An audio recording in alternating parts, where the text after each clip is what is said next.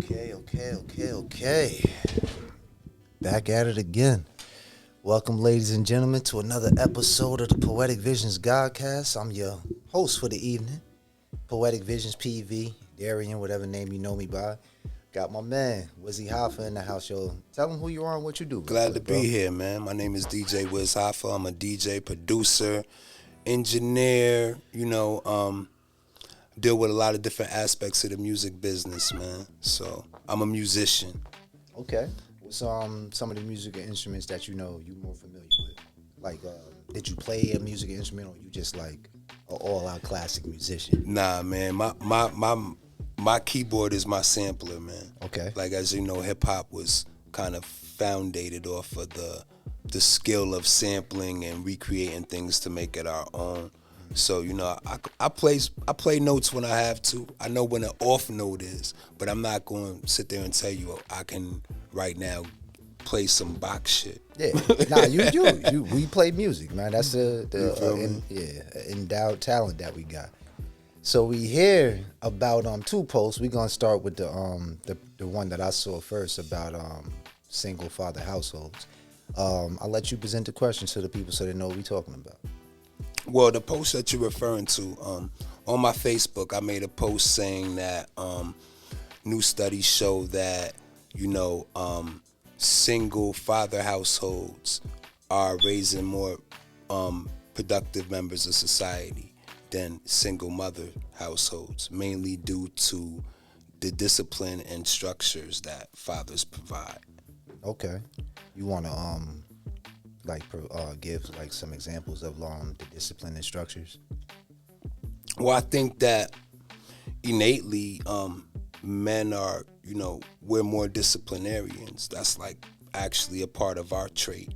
And Nice. then moms, they're more nurturers. Mm-hmm. So if you put a mom in a situation where she has to be a disciplinarian and a nurturer, that's a balance for them. That's a balance that a lot of them struggle at.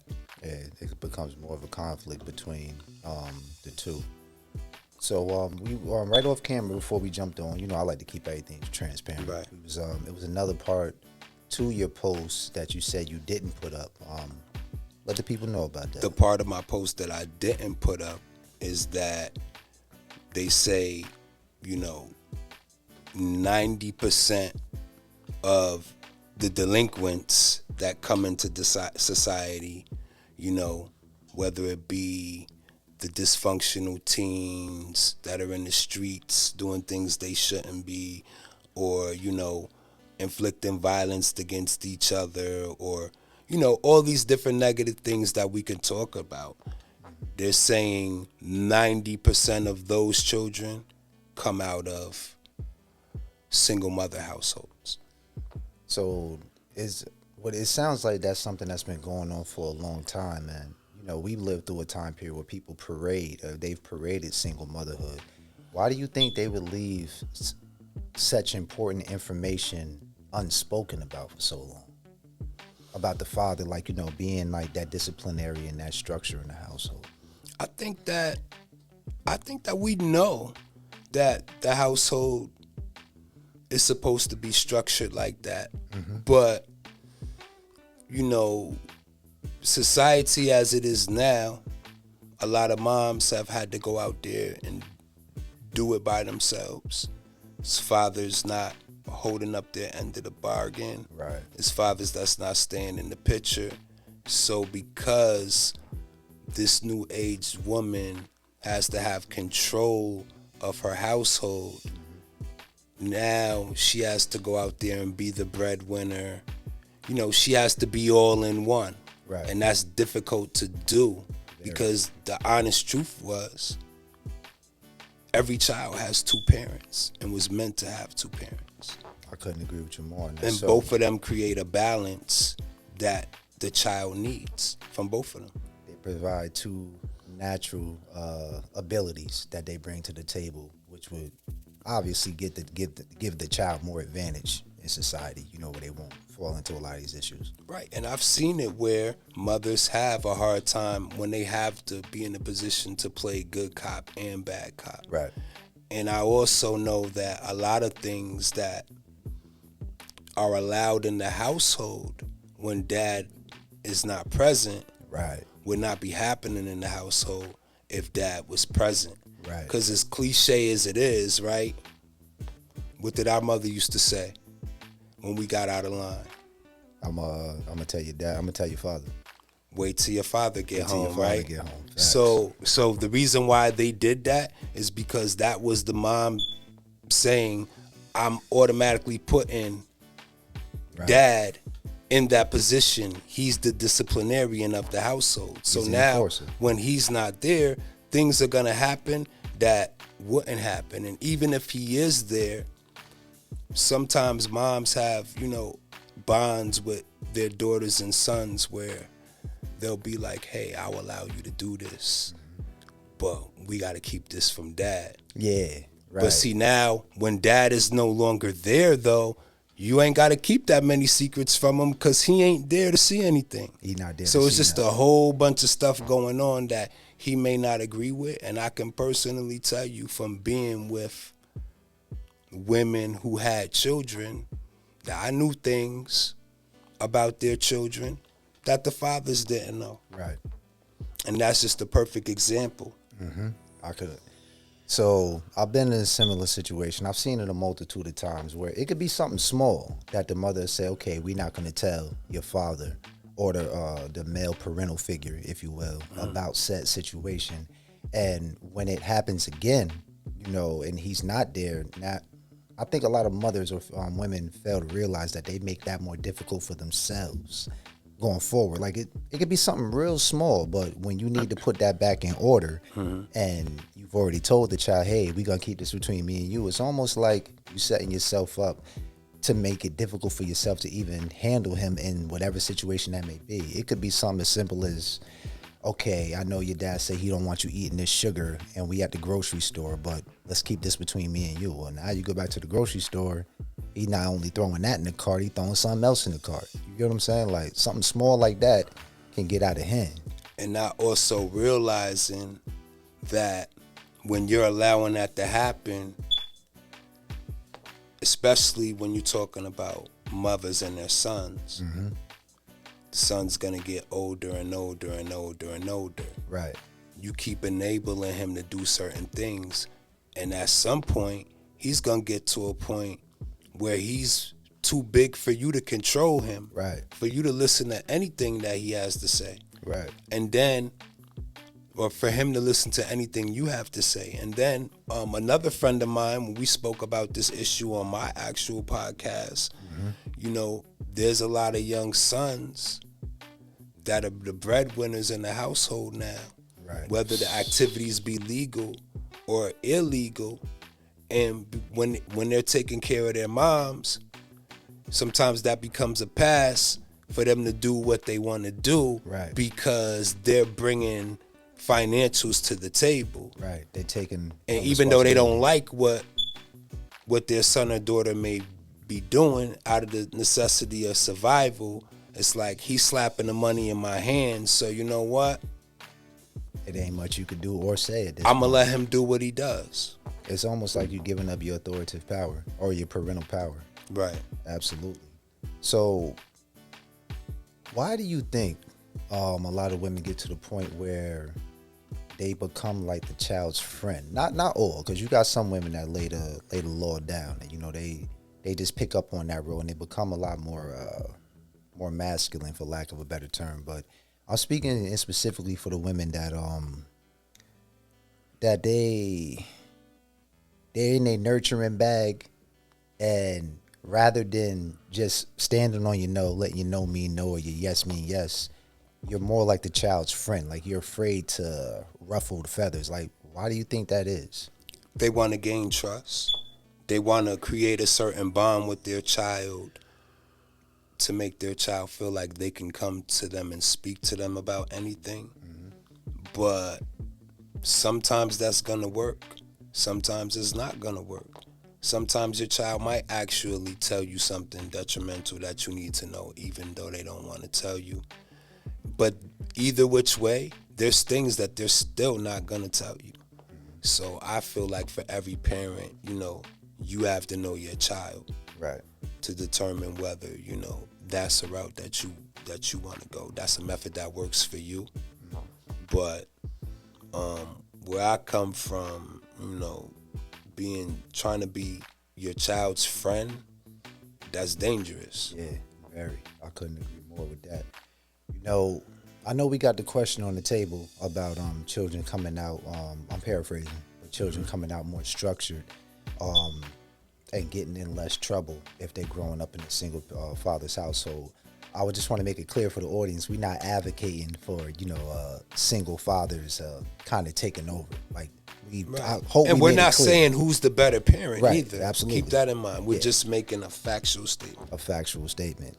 I mean, to me, that kind of says, it gives a lot of men more of a voice, not to start clubbing people over the head, but to say, look, I'm an important figure in this household and I need to be here. Even for the men that, that don't want to be in the household for whatever reason, it kind of puts put the thought back in their head. I'm trying to be nice when I say it, like, yo, you got to be there for your kids. When you're not there and you're not in the picture, this is what ends up happening. You know what I'm saying? But yeah, that was a powerful post. You want to go through some of the... Well, I wanted to touch on something you said about, I'm paraphrasing. Okay. I think it had to do with single motherhood being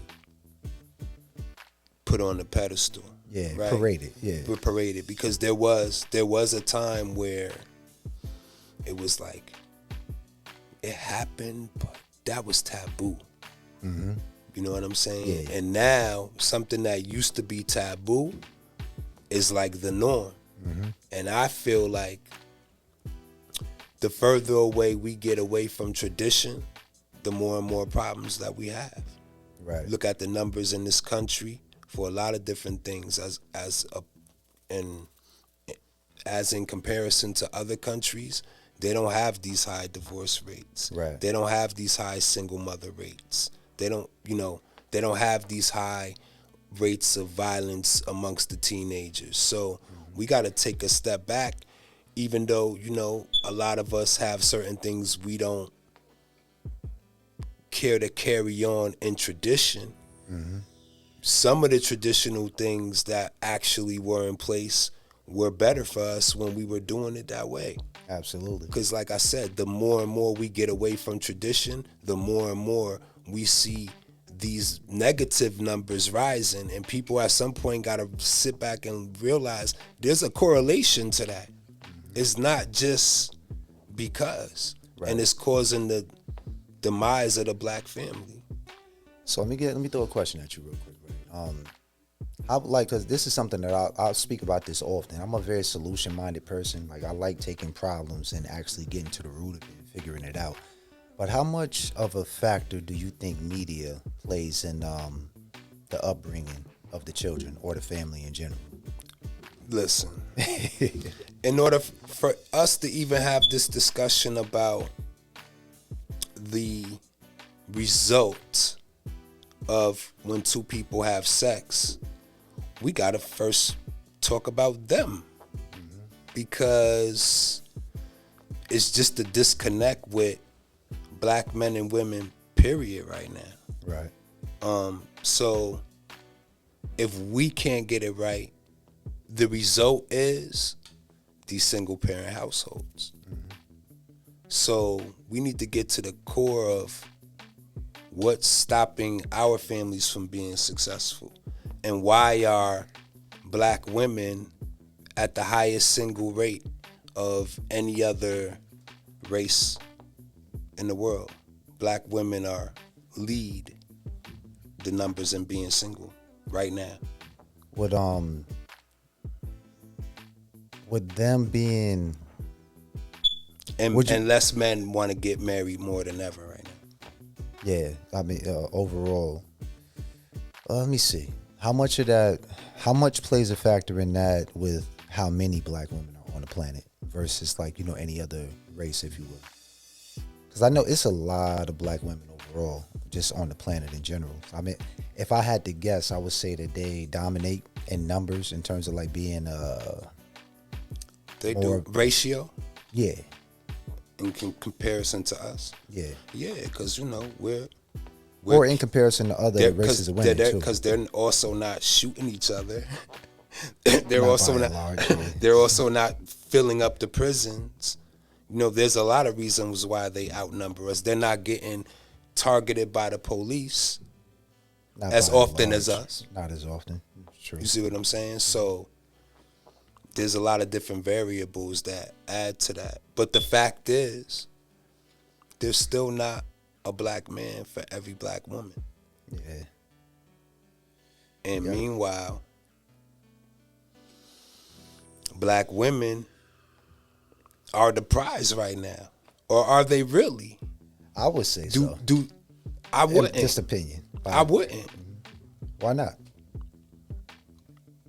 Because if there's less of us and more of y'all, if we're more extinct, then if I go catch an animal that there's only 3 of them on the planet right now, I'm gonna be the man because I just caught this extinct animal Right.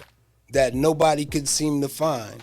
So like that's us right now. That's the black man. We need to look at ourselves higher than we see ourselves. I could see that. I see where you're going with that. Just by, you know, by numbers. I know in Atlanta alone, for every one black man is 20 women. Just 20 women. I'm not sure how that ratio breaks down to how many black women. It's Atlanta. You know, it's predominantly a lot of black women out there in general. But yeah, that would make sense. That would make a lot of sense. And black women, because I don't want to make, listen, black women are more loyal than, they're loyal to us. They date outside of their race less than anybody else. Less than anybody You know what I'm else, saying? even us. They want us. Overall. And you know, I tell some of them, it might be time to exercise your options. I mean, of course, I'm not against the black man, but if you want happiness and the numbers tell you there's not enough for us to go around for every one of y'all, then what's the option? Because what's happening is a lot of black women is sharing a man whether they want to Or not. whether they know it Or, yeah. or not. Or not. This is true. I mean, it's interesting when you look at it like that. I know the numbers in specific. 89% of us marry inside our race, and 94% of them, it's either 94 or 92, marry inside their race. So even though it's not enough of us going around, 94% of them are still looking for us. So, Right. you know, that does speak in high value to us. But ladies, But I kind there's a what you call it to that, because we're also in demand more by other races of women than black women are desired by other races of men. yeah. Yeah. Think of how many different nationalities of women that you know that have dated a black man before. Okay. And think about how many black women you know that have dated other nationalities. Look at the ratios. Understood. So you think we should stop giving each other flack for dating outside of our race? Or let's just speak about the women. Do you think we should stop giving black women, like, you know, the heat for dating outside of our race? No. No? Because, I mean, you know, let it be a fair game. I mean, but that's kind of We doing what we want. We doing what we want to do. Yeah, that's true. That's what I'm saying. Like, are you saying that we should give them flack or we shouldn't? No, we shouldn't give them flack. Okay. We shouldn't give them flack. We might not want to see it. I'm being honest, man. Maybe, and I know the numbers don't support my personal feelings. I don't like seeing it. You know, maybe it's because, you know, I'm trying to get away from the history that we constantly being clubbed over the head with, but it's more like something that's innate feeling. When I see it, it's like, man, I'm mad more. I just being honest. Does it make you more uncomfortable when you see them with a white man? It don't Is make that me uncomfortable. It's more like the emotion is more anger. Not like, anger like I want to do something to you, but like I'm not mad at her for trying to be happy, but it's like, man, like is that what it has to be? I mean, I get it. I definitely get it. Especially I'm following your train of thought with supporting the numbers that it's not enough of us to go around, so sisters do have to be happy. But yeah, when I see it, it's just like, damn, this is what it's come to. So I guess it's even more of a reason for us to protect these young black boys growing up now, so they don't have to end up being more along the trails of lines of being extinct. Yeah, I mean, it's a real struggle out here, but I think the power struggle lies between women and men right now, and I feel like because women are more independent than they ever been, Right. and they have more freedom than they ever had. Now they're saying, I'm the breadwinner. Let me tell you another statistic. So, because I'm now going to give something that's actually favorable to our black women. Black women are the breadwinners in 40% of households now. 40%? 40%. Also, in college, black women graduation rates are topping ours. Yeah, astronomical. So they going to school, they getting their education, they got their bag up now, and they like, yo, no longer do we have to put up with a man's shit just because he's the breadwinner. I could be a breadwinner myself, so I don't need him now. And that's where the problem is. A lot of black women saying they don't need a man. And of course, you don't need a man, but if we start with that mentality, how do our families continue to grow? That's true. Just with that mentality alone. And then I think that's something that they say during a certain period of time. But then when they get older, they start to realize I wasted all my good years. I'm not the young, hot woman no more that I was when I was 21. Right. I'm 30-something and I'm still single. Now they're like, what's wrong with me? How can I figure it out? What am I doing wrong? Now they're actually trying to get advice. But at that point, you in your 30s now. Yeah. If you're a woman over 35 and you haven't been married by 35, there's a 90% chance that you won't get married if you weren't married before 35. Yeah, So we got to start figuring it out before then. It's funny. It's almost 90%. It's like 89.4%. Might as well be 90%. Yeah. I was just looking at. It's funny. I just seen that stat before we walked in the door earlier. Yeah, and that's just off mentality alone. So, I mean, overall, the solution. What would you propose the solution be? I could think of a million different things, but the solution to fix the black household? Yeah.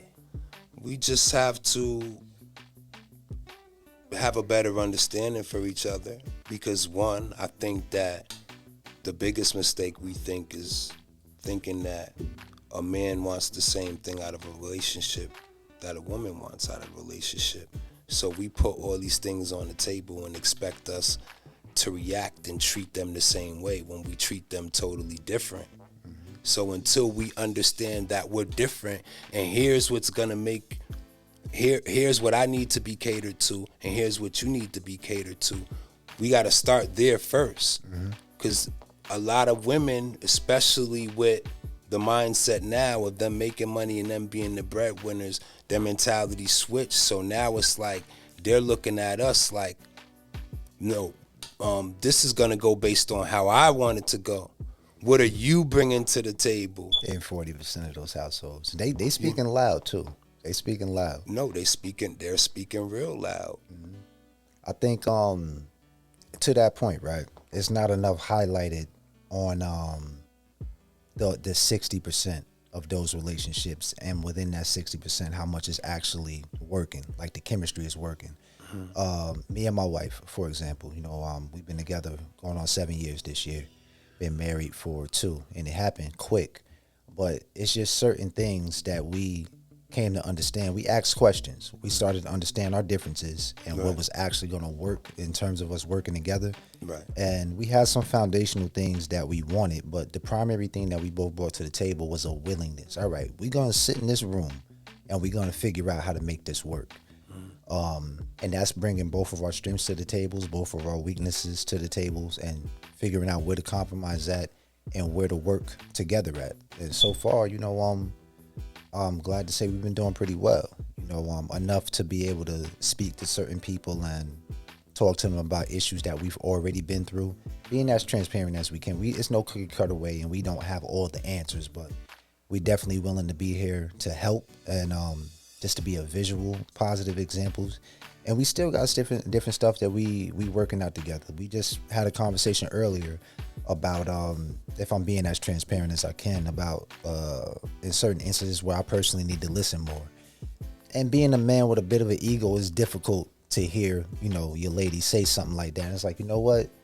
Let me put how I personally feel aside for a minute, actually listen to what she's saying. Normally, even when I feel some kind of way in the moment, I reflect and I listen. I'll come back to the table with something. But I'm saying all of that to say, if more households adopted that willingness gene, if you will, I think a lot of these relationships will work out better, and you'll see this whole thing rotate. I just don't think enough attention is placed on all of those households and couples that are actually making it work. You know what I'm saying? I would love to think I would love to think that marriage would be a proponent for really making the couple want to stick around and make it work out, because marriage is more of a commitment than like a regular relationship, right? Absolutely. But unfortunately, the way the divorce rate looks now, nobody even looks at that no more, because half of us just get out of it. Just get out of it.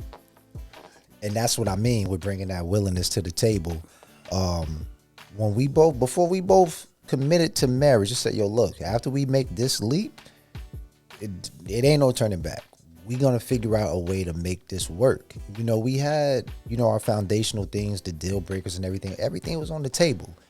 And again, we had been together for 5 years up to that point, so we kind of got each other figured out. And what we brought to the table, again, man, is I can't really pinpoint another word more articulately or more bullseye, if you will, than just being willing.